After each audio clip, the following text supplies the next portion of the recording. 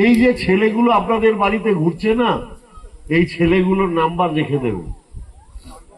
কেউ যদি তৃণমূলের নাম করে কিংবা বিডিও অফিসের নাম করে কোনো কাজের জন্য 1 পয়সা চায়, এই ছেলেগুলোকে খালি ফোন করবেন, তাকে জেলে ঢুকিয়ে দেওয়ার দায়িত্ব আমার।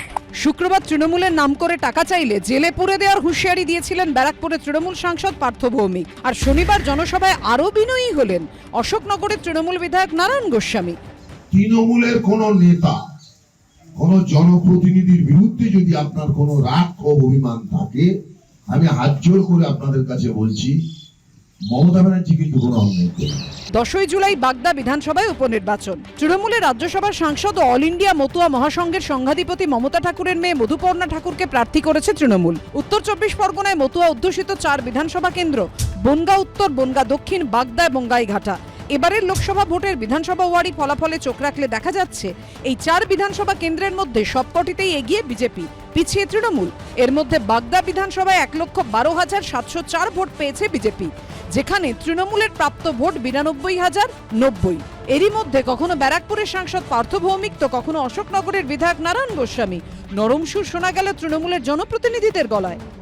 দেখুন, সারা বাংলায় এত বড় তৃণমূল কংগ্রেস, মমতা ব্যানার্জির এত বড় পরিবার, কোথাও না কোথাও হয়তো ভুল থাকতে পারে। যদি থাকে, আমি মমতা বন্দ্যোপাধ্যায়ের দল তৃণমূল কংগ্রেসের পক্ষ থেকে তাদের কাছে করজোরে ক্ষমা প্রার্থনা করেছি। অভিযোগ বা দাবি নথিভুক্ত করার অনুরোধ রেখেছি। নারায়ণ গোস্বামীকে বেশি কথা বলতে না বলুন। গরু পাচারে নাম জলজল করে উজ্জ্বল নাম করছে, নাম একদম ভালো করে লেখা আছে। নিজে গরু পাচারকারী বড় বড় কথাবার্তা বলছে। না না, বাগদা ওরা জিতবে না, গণপ্রতিরোধ হবে। পার্থ নিজেই টাকা নেয়, কে কাকে জেলে ঢুকাবে।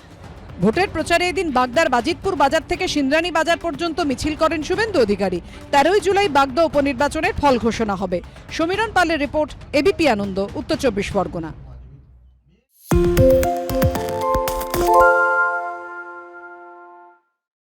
সত্য অন্তহীন, সত্যের খোঁজও তাই, সত্য সন্ধানে তাই আমরা অক্লান্ত, অকুতভয়। এবিপি আনন্দ নতুন ভাবনার প্রতীক, যা মনে মুক্ত, তথ্যে যুক্ত এবং যাবতীয় সীমানার বাঁধন থেকে মুক্ত। সীমা না শব্দটির মধ্যে লুকিয়ে আছে মানা শব্দটি, যেন চোখ রাঙানি এক অদৃশ্য বেড়াজাল, যা আটকে রাখে আমাদের এক ছোট্ট গণ্ডির মধ্যে। একমাত্র সঠিক খবরই গড়ে তুলবে এক মুক্ত সমাজ। সেই জগৎ গড়ার লক্ষ্যে কোনো সীমানার ঠুকুটি আমরা মানব না। এবিপি আনন্দ এগিয়ে থাকে, এগিয়ে রাখে।